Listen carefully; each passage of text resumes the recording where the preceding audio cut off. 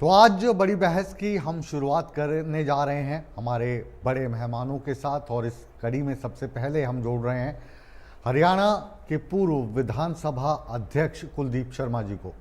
बहुत स्वागत है आपका इंडिया न्यूज़ हरियाणा में। और आज की ये जो चर्चा है इसमें आप से हम चुनाव के बारे में तो पूछेंगे और कानूनी जो पहलू हैं उसके बारे में भी जानकारी लेंगे, क्योंकि उसके आप एक्सपर्ट हैं और विधानसभा को आपसे बेहतर कौन हमें बता सकता है।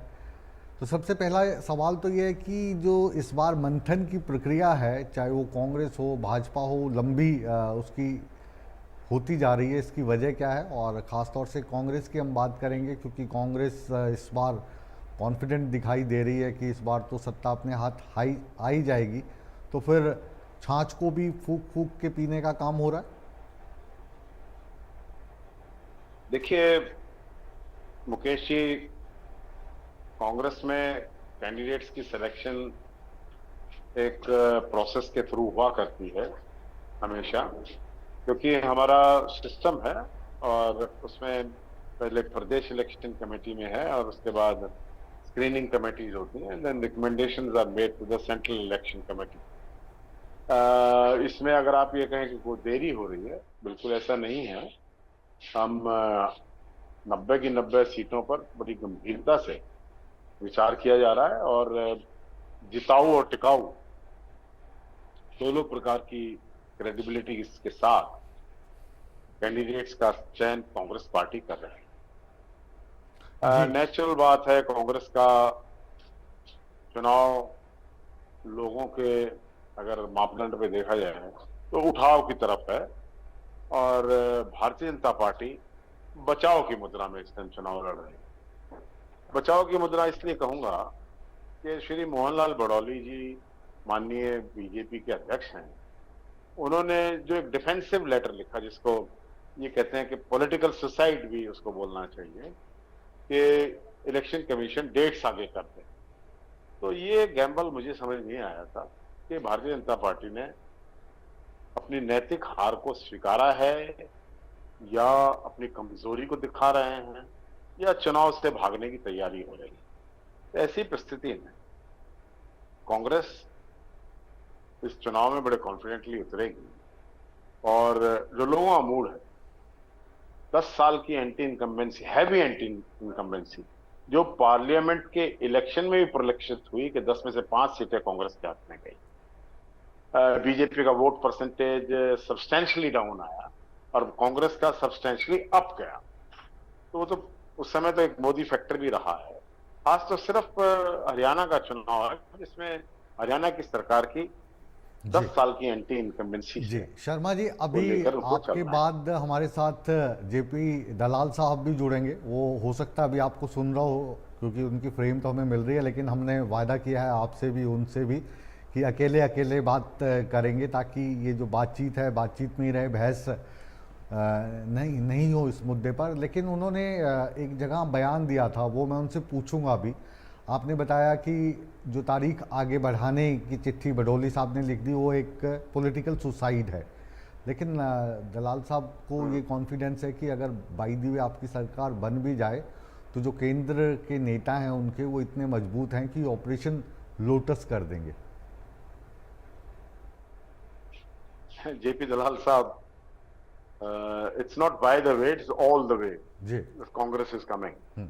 नहीं, जब तक बन नहीं जाती मैं इसी लाइन का प्रयोग करता आ रहा हूँ। जेपी दलाल का ये बयान जी, कि भी अगर सरकार कांग्रेस बना भी लेगी तो हमारी केंद्र में सरकार, हम सरकार को, ये अपने आप में इस बात की स्वीकारोक्ति है जी, अपने आप में। It's a self goal, it's a self goal buying, it's not a political wisdom. हाँ, इसमें कोई राजनीतिक समझदारी नहीं है ऐसा बयान देना।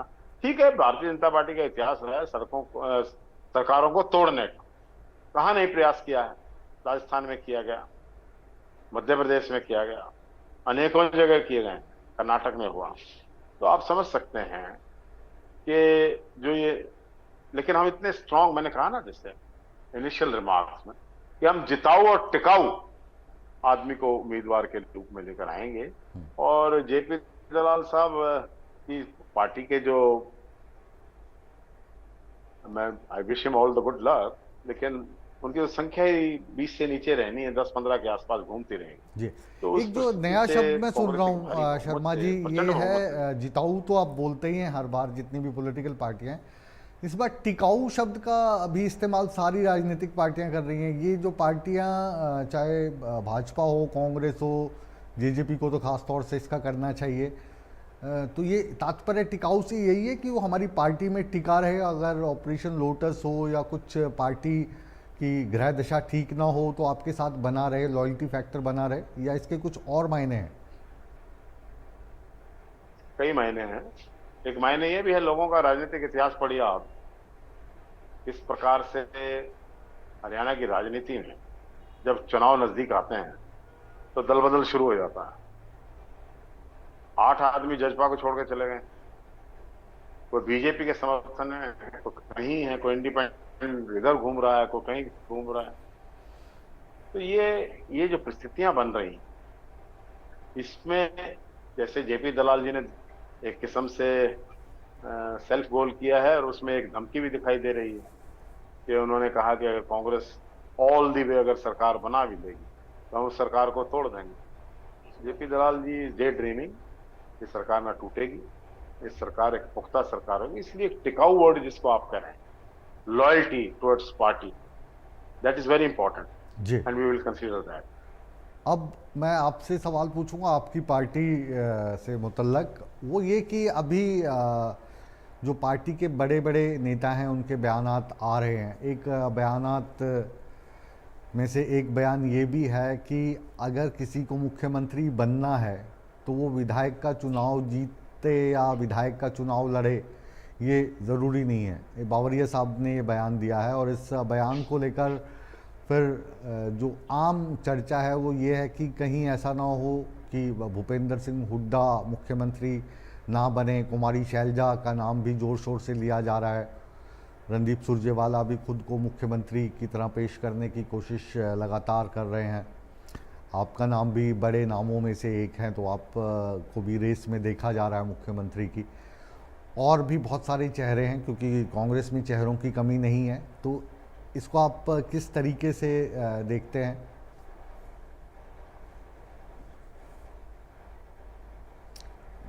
जी।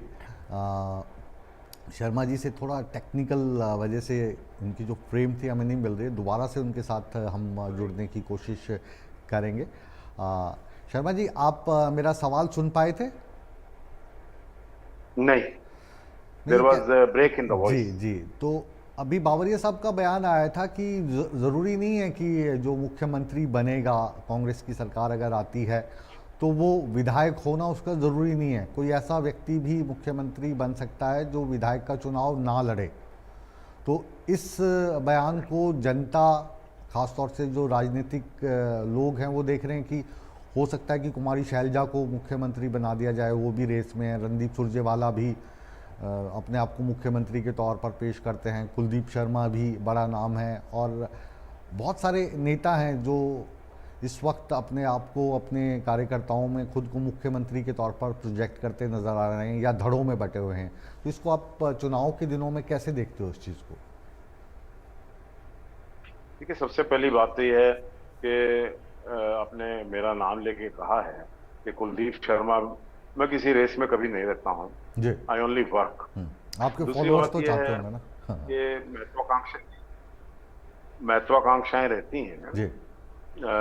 लीडरों के मन में, और अगर वो महत्वाकांक्षाएं रहेंगी तो उनको हाईकमांड ने देखना है। लेकिन सबसे इंपॉर्टेंट है कि हमारे विधायक क्या चाहेंगे जो चुनकर आएंगे। विधायक जो चुनकर गए हैं, जाएंगे, उनकी राय को इग्नोर हाईकमांड कभी नहीं करता है। जो मेजोरिटी ऑफ लेजिस्लेटर्स जिसके साथ रहेंगे, हाईकमांड भी ऑब्जर्वर्स अपॉइंट करती है, हमारी पार्टी का प्रोसेस है, और जिसके साथ मेजोरिटी ऑफ द लेजिस्लेटर्स रहेंगे उसका चीफ मिनिस्टर उसका संज्ञान लेगा हाईकमांड। दूसरी बात यह है कि पास्ट में ऐसा रहा है, जैसे बाबरिया जी कह रहे हैं, तो बाबरिया जी तो जनरल सेक्रेटरी इंचार्ज हैं, उन्होंने कहा है तो मैं उनको कोई डिस्प्यूट नहीं करना चाहता। लेकिन पास्ट में जब भूपेंद्र सिंह हुड्डा चीफ मिनिस्टर बने थे, he was not a member of the legislative assembly, वो एमपी थे, और उन्होंने फिर फलोई से बाई इलेक्शन हुआ और वहां से चुनाव जीता। जी, तो ये वाला बाबरिया जो जी, बयान है, मतलब क्योंकि अभी जो हरियाणा में कहें तो भूपेंद्र सिंह हुड्डा को अधिकतर जो लोग हैं वो सीएम के चेहरे के तौर पर देख रहे हैं, लेकिन कांग्रेस ने अभी तक तो घोषणा नहीं की है, हो सकता है कि बाद में कर दें। लेकिन ऐसे बयानात से आमतौर मैं ये पर कह क्या रहा हूँ पार्टी को कि फ़ायदा मिलता है अगर चेहरा घोषित कर दिया जाए, या इसका नुकसान होता है? आपका तजुर्बा क्या कहता है? देखिए, पार्टी में मेरा तजुर्बा ये कहता है कि हमारी पार्टी कभी किसी को चीफ मिनिस्टर डिक्लेयर करके चलती नहीं। You understand me? लेकिन जो विधायकों की राय होती है उसको बड़ा महत्व दिया जाता है लोकतांत्रिक पार्टी में। तीसरी बात यह है कि ये जो चुनावी प्रक्रिया चल रही है, जो आपके प्रश्न से संबंधित है, उसमें यह है कि जो हाईकमांड है हमारी पार्टी की, it's so strong with Rahul becoming leader of opposition. तो लीडर ऑफ ऑपोजिशन है और ही कमांड्स 233 पार्लियामेंटेरियंस एंड 100 कांग्रेसमैन। तो हमारी पार्टी का केंद्रीय नेतृत्व जो फैसला लेता है, अब बाबरिया जी अगर कोई बयान दे रहे हैं तो उनके बयान को डिस्प्यूट करना मेरा काम नहीं है। वो अपना कोई बयान दे रहे हैं तो कुछ ना कुछ पार्टी को सोच के किस तरीके से कहते होंगे, लेकिन जी। होगा वही जो आला कमान विधायक चाहिए। चाहेंगे, जिसके साथ मेजोरिटी ऑफ लेजिस्लेटर्स होंगे। हाई कमांड उस बात का संज्ञान सदैव लिया है। जी, मतलब जो विधायक चाहेंगे वो आला कमान को मंजूर होगा। आला कमान इस मसले पर विधायकों की राय पर ही फैसला लेगी, ये आप एश्योर कर रहे हैं हमें? आई एम श्योर कि अगर विधायक मेजोरिटी ऑफ एमएलए एक पर्टिकुलर नाम पर एग्री होते हैं तो उसको हाईकमांड इग्नोर नहीं करता है कभी। मैंने जी। पहले भी देखा है, अब भी देखा।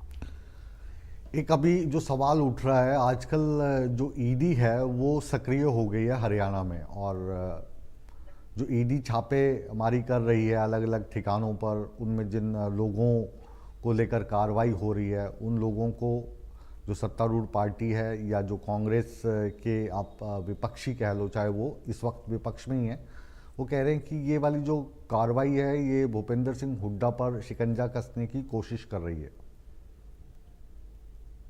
देखिए, भूपेंद्र सिंह हुड्डा जी के खिलाफ झूठे ईडी ने अभी थोड़ी यूज हो रहा है, 10 साल से यूज हो रहा है।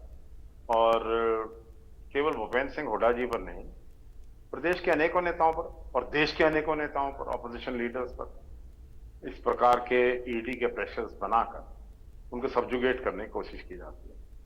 अभी जो ये ताजा कार्रवाई हुई जिसकी आप जिक्र कर रहे हैं, कुर्की का और ये वो, इससे भूपेंद्र सिंह हुड्डा जी का क्या रिलेशन?